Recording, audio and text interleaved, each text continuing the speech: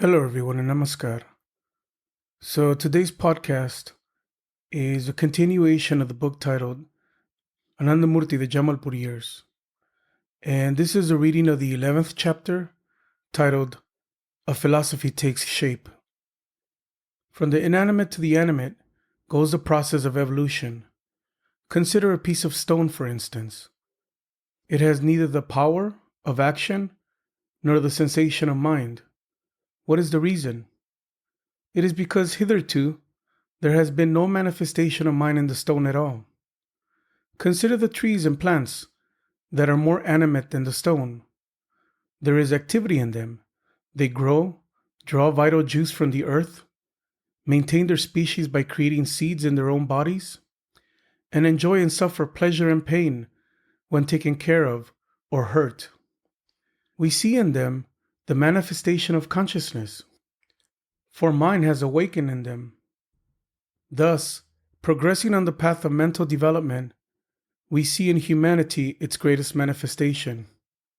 Just as evolution takes place from the subtle to the crude, similarly, the unit entity reverts step by step from the crude to the subtle, toward the same absolute consciousness whence it came. It is just like the waves of the sea, rippling back whence they have come. With the founding of the organization, Baba began the concrete materialization of his life's work, putting into effect the ambitious plans he had chalked out during his childhood years. He had by now created a small base of dedicated disciples, but up until this point, he had given them no more than vague hints of what was in his mind. One day in early spring, while walking with Chandranath, Baba turned and said, "When your ideology goes outside of India, it will spread very rapidly." Chandranath was surprised. Here we are, he thought, a handful of disciples in a small town in India, and already Baba is talking of spreading to foreign countries. When Baba went on to say that one day they would be holding Dharma Chakra in New York, Rome, and Moscow, Chandranath objected. "How is this possible, Baba? Westerners are tamaguni. They are not spiritually minded like Indians." "No, you are wrong," Baba replied. "The majority of Westerners are Rajaguni. What are the signs and symptoms of Rajaguna? Courage, confidence, agility, an active and energetic nature, the power of persuasion. Look at Western society, and you will see that those qualities stand out. And Rajaguna is very close to Sattva-guna. When they take up spirituality, they will make rapid progress." When Baba said in December that many people will now be coming and that they will need an organization to receive them, Chandranath had thought he had meant a few hundred disciples, maybe one day a few thousand. The idea that Ananda Marga will spread outside India was hard to imagine. But the speed with which the mission would grow would soon catch them all by surprise. After the first DMC, Baba started giving a series of informal talks on philosophy at the Tiger's Grave during his evening walks. He asked Shiva Shankar Banerjee to take notes. Each night, after arriving home, Shiva Shankar would organize his notes and add whatever he had failed to write down. Then he would bring them to Baba to review. By the end of February, a manuscript was ready in Bengali. Baba gave it the title Ananda Marga Elementary Philosophy. Pranay arranged contributions from different disciples, and in early March, the first edition came back from the press. By then, Chandranath was already nearing completion of the Hindi translation. The terms that Baba used in his discussions were drawn principally from Sankhya, the first of the 6 recognized systems of Indian philosophy, and the world's oldest. These terms, however, took on a new life in elementary philosophy, which, despite its title, was anything but elementary. Baba began his exposition with a deceptively simple opening in a chapter entitled, "What is Dharma?" Man is the highest evolved being. He possesses a clearly reflected consciousness and that makes him superior to animals. No other being has such a clear reflection of consciousness. He then showed how man's clearly reflected consciousness leads him on a quest for happiness, first through material enjoyments, possessions, power, position, then towards subtler and subtler pursuits, as his consciousness becomes aware of the temporary and thus ultimately unsatisfactory nature of such enjoyments, until the mind gradually intuits that only an infinite being can satisfy its infinite thirst. The nature of consciousness is to seek for the infinite, or Brahma, and so man derives real happiness only when he can obtain Brahma, or enter into the process of obtaining it. The conclusion we thus arrive at is that the universal religion, or Dharma, of man is to realize the infinite, or Brahma. It is only by means of this Dharma that he can enjoy eternal happiness and bliss. Baba then posed the first in a series of epistemological questions. It is therefore necessary to see whether Brahma exists or not, thus embarking on the first of the great philosophical queries. Can the existence of God be substantiated? For Baba, it was not simply a matter of faith, but rather of both perception and philosophical logic. In order to answer his query, he led the reader through an intricate analysis of the process of perception, beginning with the functioning of the sensory organs, and continuing inward through the different functional layers of the mind, until he was able to demonstrate that our feeling of existence can only be substantiated by the presence of a witnessing consciousness. The existence of I in my mind only proves that there is another real master which is beyond the mind, and which is aware of the mind's existence. This I, which is the witnessing entity and witnesses the existence of mind, and therein the existence of Buddhitattva, or feeling of I, is called Atman, or unit consciousness. Thus, by introspection and concentrated thinking, it is observed that Atman and mind, i.e., unit consciousness, and mind are two separate entities. After elucidating this subtle and fundamental point in greater detail, he explored the relationship between unit consciousness and the different layers of the mind, showing not only how they interact, but how the presence of one substantiates the existence of the other. A purely philosophical understanding that could nonetheless be confirmed through deep introspection. He then showed how each successive layer arises out of the previous one in order of subtlety as a result of the qualifying power inherent in consciousness, until he arrived at the universal character of this witnessing consciousness, the universal soul, or God, thus establishing a philosophical and perceptual proof of the existence of the Supreme Being. It was not an easy argument to follow, but Baba took the time to make sure his disciples understood each subtle nuance of his argument. When necessary, he made them sit for meditation in his presence until they can perceive for themselves what he was formulating in the language of philosophical logic. Using a substantiation of the existence of a universal consciousness as a starting point, Baba examined in detail, chapter by chapter, the major philosophical questions facing mankind. What is the nature of God? What is the nature of the universe? What is the nature of the human being? What is the nature of the human being's relationship with God and the universe? How should human beings live their lives? What is the aim of life? Until he arrived at the need for intuitional practices, their modus operandi, and the reasons why human beings fail to do such practices. It was a seamless, logical progression that began with a detailed exploration of yogic cosmology, the involution of consciousness into matter and the evolution of consciousness out of matter, and ended with an exploration of how the human being completes the cycle of creation by attaining the state of spiritual perfection through intuitional practices. Thus, his treatise served not only as a basis for a philosophical understanding of existence, but also as an exhortation to human beings to participate in their own evolution in an intelligent, enlightened manner.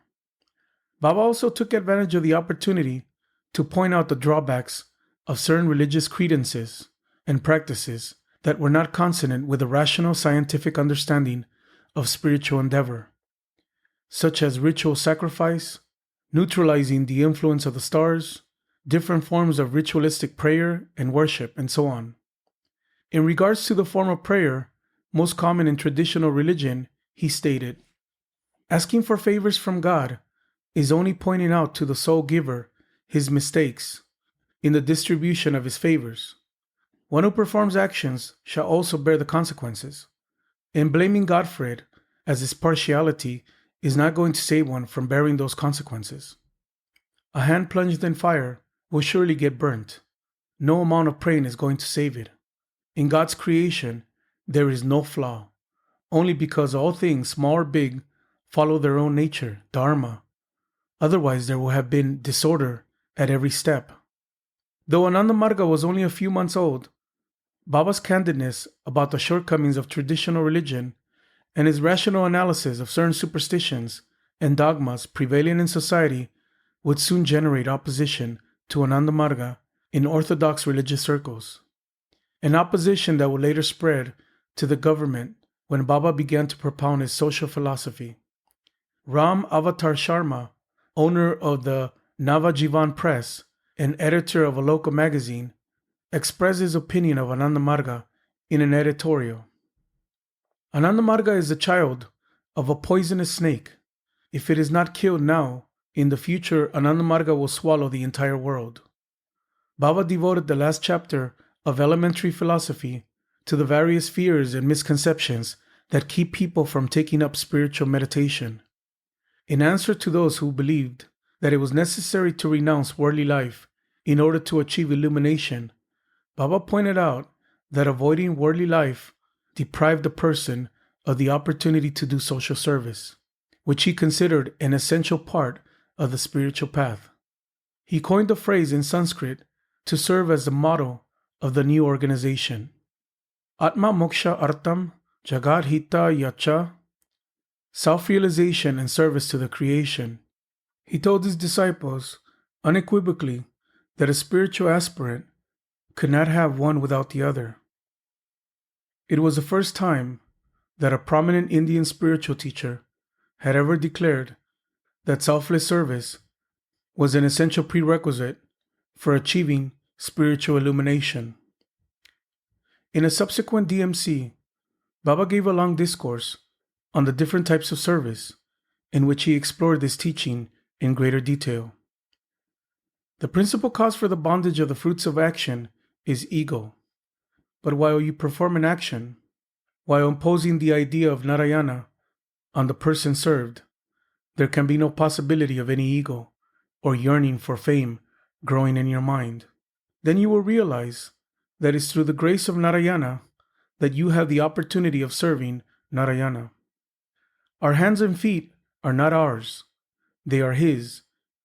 And by serving Himself with those hands and feet, He sports with Himself. Such an action alone is action without attachment.